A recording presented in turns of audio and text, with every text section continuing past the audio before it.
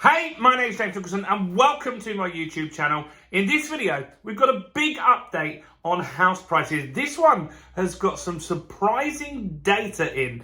It's from the Nationwide, and I think you're going to want to watch and find out what is happening with house prices according to Nationwide. But before we jump into that, I want to thank everyone. We've just got our September data through. We hit 151,000 views in the month, which was up 50% on the prior month. Thanks to everyone that watches. We're just about to hit 8,000 subscribers. In fact, the 8,000th subscriber will be somebody that watches this video. So it could be you. So how can you help me get that 8,000th? And have a look around this video. You'll see exactly how close we are. Or take that finger of power, smash that subscribe button and hit the bell notification. We're nearly there. Let me know if you're the 8,000th subscriber. I'd like to know. And while you're here, we want to hit 200,000 views. Can we do that this month? It's a big ask. Well, smash that like button, tickle the like button. Just do something with the like button over there. I've got some good news in this video, so do something and like it. That will really help us. So what's going on? Well, Nationwide have got their data out, and it's quite positive, in fact. So they are saying house prices went up or down this month 0%. A flat month. Great news for everybody, because look, yes, you might be waiting for house prices to come down because you want to buy something, but you can still get a good deal now whether house prices are going up or down, because there's a percentage of the market that will give you a good deal, around 5%, I feel. And so that is good.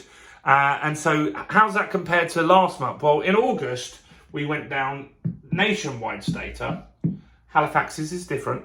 Nationwide data, they went down 0.8% in August. So that's good. Really pleased with that data. I'll be doing a video shortly on my predictions for house prices for 2023. This might change the outlook on that, so make sure you watch that. And so on an annual basis, the Nationwide data, they're saying the market is down 5.3%. on an annual basis. Now, this will start to, I feel, potentially drop the annual basis, because at the back end of last year, so this is a rolling 12 months. So on a rolling 12 months, they're saying it's 5.3% down. But there's some bigger drops. We had drops in October, November, December of 22. They're going to leave this.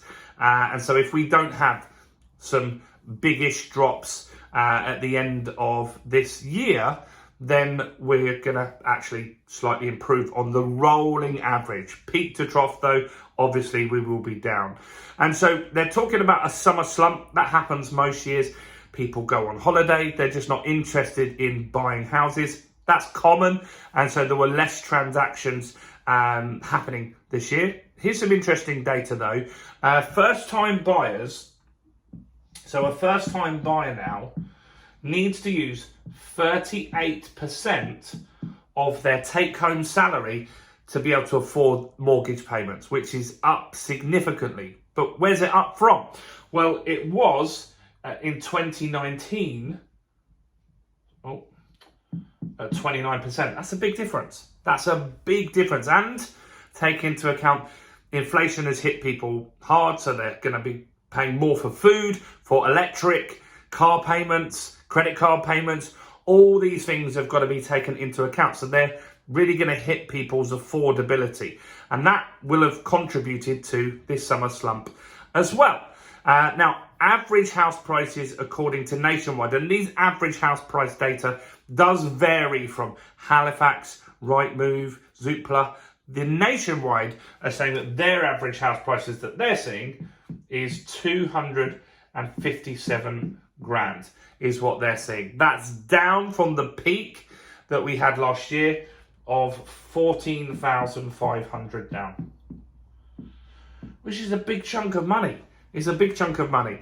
Obviously, equity you can't go shopping with, but you can use that in the future to buy other properties and stuff like that. So it's a big chunk of change, and people's payments are going up, even though their house is worth less, which is not good. Now, here's some indicators. So here's some interesting stuff. So we want to really understand where a house price is likely to go. I think it's obvious they're going to go down some more for sure, but how much? Well, we've got a summer slump. That's normal. But the first time buyers, these guys are really struggling now. 38% of their pay as opposed to 29. That means they're either just going to sit it out or they're going to have to offer a lower price for the property. Right now, a lot of people are sitting out. Mortgage approvals is down big time at the moment. So there was 45,000 mortgage approvals in August, which was down 30%. Now, that's not good. And those are the people that are going through transactions now. And this is the data that we're going to start seeing in January, February, March. And so there's a significantly less buyers in the market if the mortgage approvals are down. Now, right now, the stock is also down. But as that changes, as more properties come onto the market, that's when potentially prices could start to go down faster. So right now, there are less properties for sale. There are clearly less buyers in the market. And so that's why the prices haven't been shooting down. I know some people will say in some areas, for example, Chelsea, Kensington, those areas we've had some big price drops. People are seeing price drops on Rightmove. Of course they are. That's happening as well. But it's playing out in a much slower way than we were potentially thinking might happen. So this is interesting data. I'd like to know, what do you think about Nationwide's data?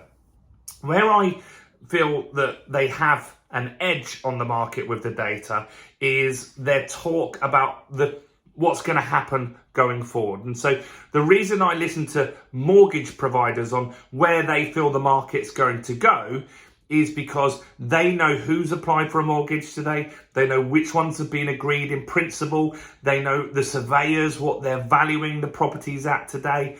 They got data that Land Registry doesn't have, that Rightmove doesn't have, that estate agents don't have. So they are a good indicator of where the market's going to go. Now, interestingly, they didn't give so much of a prediction this month. Normally they will say there's a potential for a soft landing, or the market's going down, or it's going up. They didn't really comment this month, which was interesting. Maybe that means that we've got some bigger drops on the way. I think we do. I think we are going to see some drops till the end of 2023, and we're definitely going to see some more in 2024 as more people come off of their fixed rate mortgage and they've got to really decide then, do they downsize in property? And that's a consideration as well. But when we're looking at house prices, remember, not all house prices are equal. This is an average, right? So big ticket properties, they're the ones that are going to get hit hardest because people are looking for more affordable property.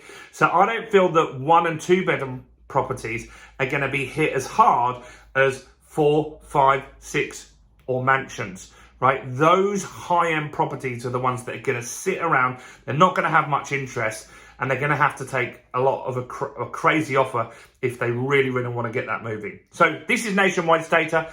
I know the comments are going to be crazy. Some people are going to comment, they won't even watch this video. They're going to say, you said prices are going up. You said they're going down. Well, this is Nationwide's data. I'm just telling you what's going on. I think it's interesting. I think there's lots to discuss here. So let's have a conversation in the comments. Do like the video, subscribe. Remember, you could be the 8,000th subscriber.